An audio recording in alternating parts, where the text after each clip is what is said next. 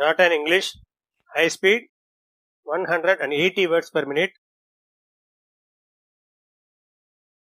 Be ready for trial dictation. 15 seconds left. 10 seconds left. 5 seconds left. Begin. Honorable Speaker and members of the Assembly, I deem it an honor to address you inside this great Assembly Hall.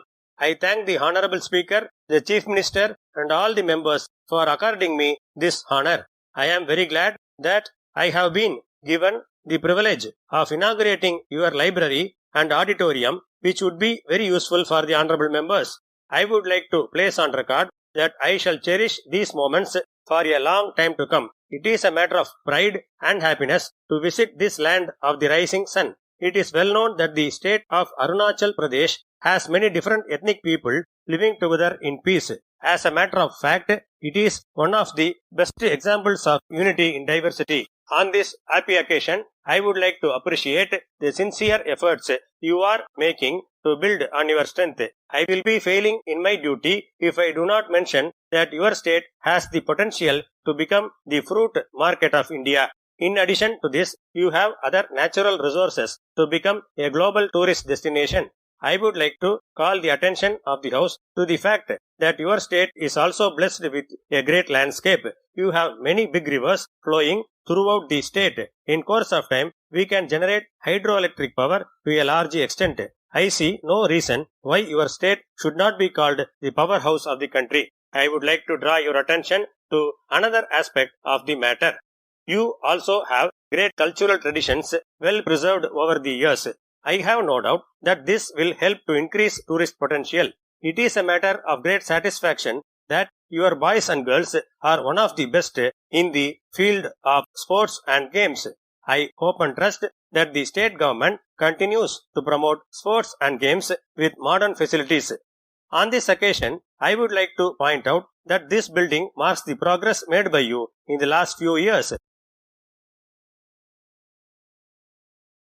Shorthand English, high speed, 180 words per minute. Candidates should transcribe what they have written into longhand verbatim. 10 marks are reserved for shorthand performance. Handwriting during transcription should be legible and sufficient space should be left between lines.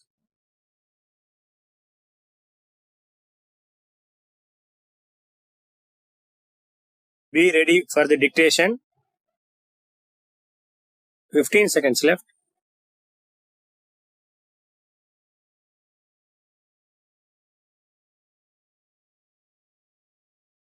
5 seconds left. Begin. Mr. Speaker, at the outset, I would like to thank you for giving me the opportunity to say a few words on the last sitting of this august House.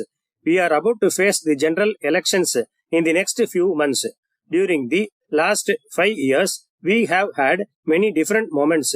We had occasions of joy and also instances where there was fierce debate between the honorable members from both sides of the House. At the same time, I am happy to say that we have tried to maintain decorum in the House. Despite the fact that there is a difference of opinion, we have had many opportunities to appreciate the good work done by the government. You are aware that there is a saying that the government has its way and the opposition has its say.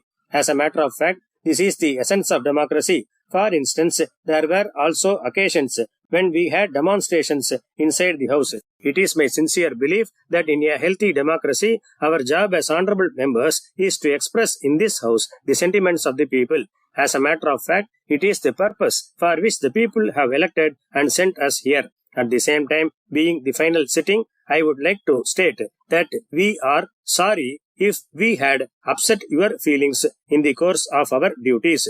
I think it would be appropriate to mention here that during the entire 5 years of this House, we have given full cooperation to the Honorable Speaker in conducting the proceedings. On this occasion, I would like to thank the Chair for being kind to us all these years. Now our future lies in the hands of the people. We are to face elections in a few months. I think that the people would take their decision based on what we have done in the last 5 years. I would like to bring to your kind attention that the expectations of the people have grown larger. The people are much educated now and want action as soon as possible. So, it is the duty of honorable members both from the ruling party and the opposition to fulfill their dreams. On this happy occasion, I would like to state that our term as members of this house was filled with fun and excitement. There were also moments of serious discussion and heated debate. However, I would like to state that these gave life to the house. Mr. Speaker, at the same time, I would like to state that whenever there has been disruptions in the house, you are quick to restore order as soon as possible. I will be failing in my duty if I do not mention that your approach towards honorable members of the house was cordial.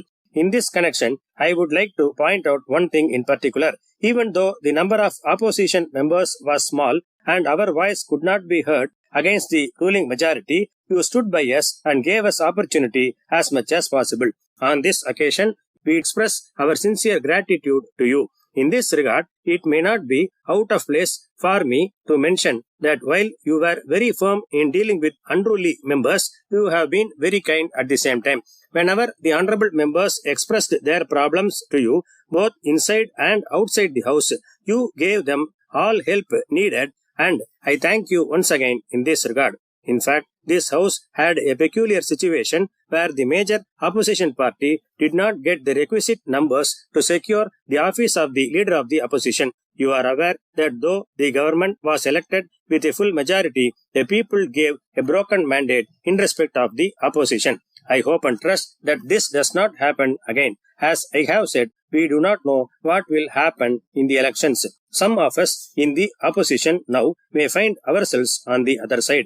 I would like to point out that it has been a wonderful 5 years and our personal friendship with most of the members is there to stay.